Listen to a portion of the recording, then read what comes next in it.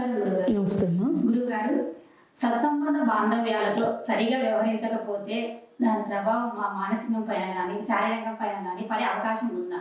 హ్మ్.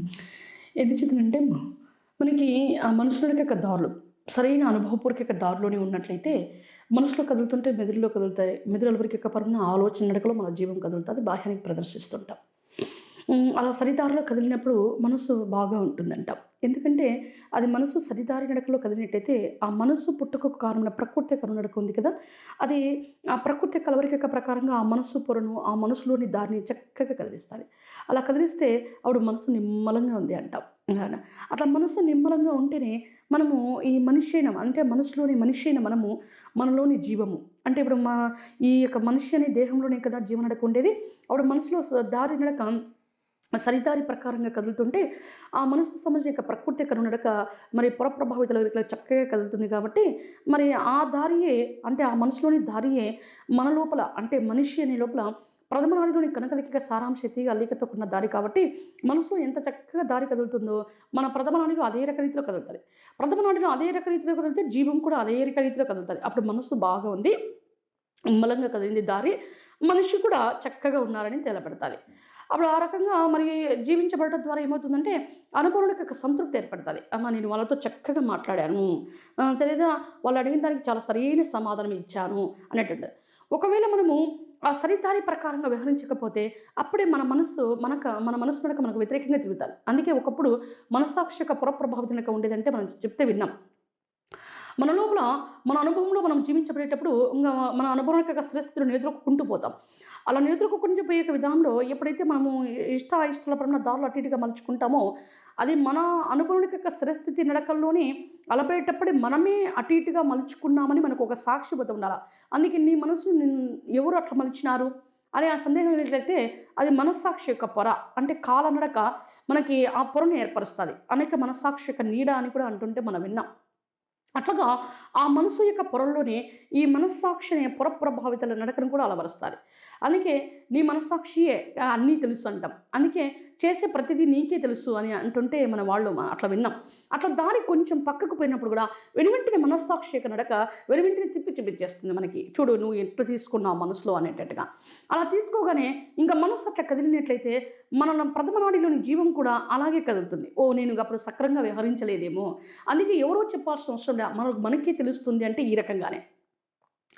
అట్లా మనకు ఇది సరిదారిగా కదలలేదని తెలియస్తుంది కాబట్టి అప్పుడు మనసులో అట్లా కదులుతున్నంత వరకు మనం ఉండలేం.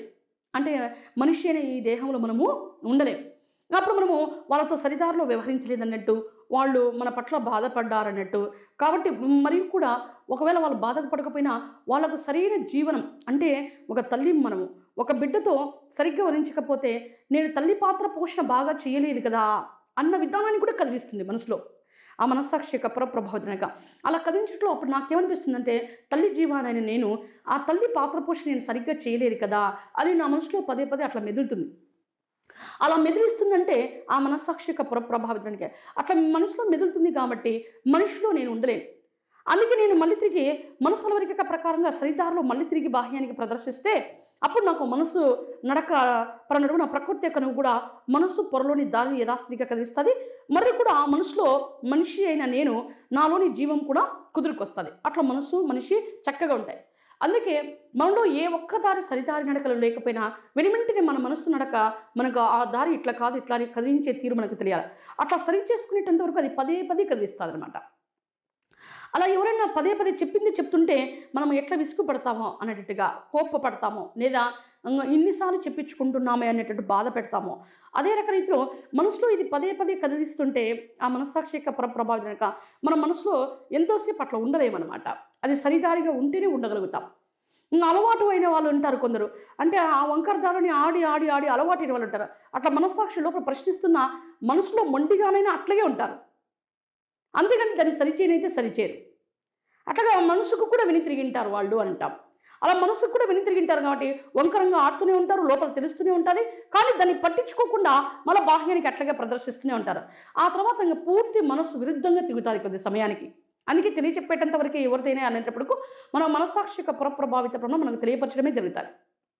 అట్లాగా మన లోపల సరిదారి నడక లేని యొక్క పక్షంన వెనువెంటనే మన మనస్సాక్షి యొక్క నడక కదిస్తుంది. అయితే ఇప్పుడు అట్లా ఆడగా ఆడగా ఇప్పుడు మన మనస్సాక్షి యొక్క పొర కూడా నిక్షిప్తంగా దాగిపోయింది చెప్పాలంటే. ఇప్పుడు మనకు ఆడుతూనే ఉన్నాం వంకర దారిలో.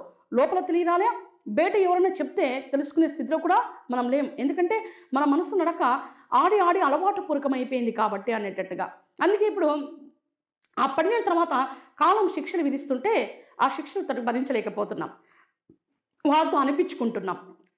అప్పుడు మన మనసు ఏమి బాగలేదు. అంటే మనస్సాక్షి ఎత్తి చూపించకపోయినప్పటికీ కూడా నా నడక సరిగ్గా లేకపోవడం ద్వారా ఆ మనసుని యొక్క ప్రకృతి యొక్క అనునడక మనస్తత్వ ప్రభావితంలో కదిలినట్టుగా మనసు భారంగా దిగులుగా ఎక్కడో ఉన్నట్టు ఉంటుంది. అంటే పలానాది, ఎందుకంటే మనస్సాక్షి పొర నిక్షిప్తంగా దాగిపోయింది కదా, దాగిపోయింది కాబట్టి పలానా లోపమని తెలియకపోయినా కూడా అంటే నీకు తెలియవస్తుంది ఇంకా సరి చేసుకోలే కదా. అలా మనస్సు నడక ఏమైందంటే ప్రకృతి తుల్యం కదలకుండా వస్తుంది. మనస్సుని యొక్క పదనకు సంబంధించిన ప్రకృతి కనువు కదలకుండా వస్తుంది. అప్పుడు ఏమంటామంటే మనసు ఎందుకో బాగలేదంటాం. మనసు ఎందుకో బాగలేదన్నావు కూడా, మరి మనసు బాగలేదు అంటే నువ్వు ఆ సరిదారి నడకలో కదలలేదనే కదా మనసు బాగలేదు అని గుర్తిస్తే నువ్వు మళ్ళీ తిరిగి ఆ దారి అలవరికి నడక సరిదారి పరనడుగున బాహ్యానికి ఆచరిస్తే అప్పుడు మనసు మళ్ళీ తిరిగి యథాస్థితిలోకి వస్తుంది.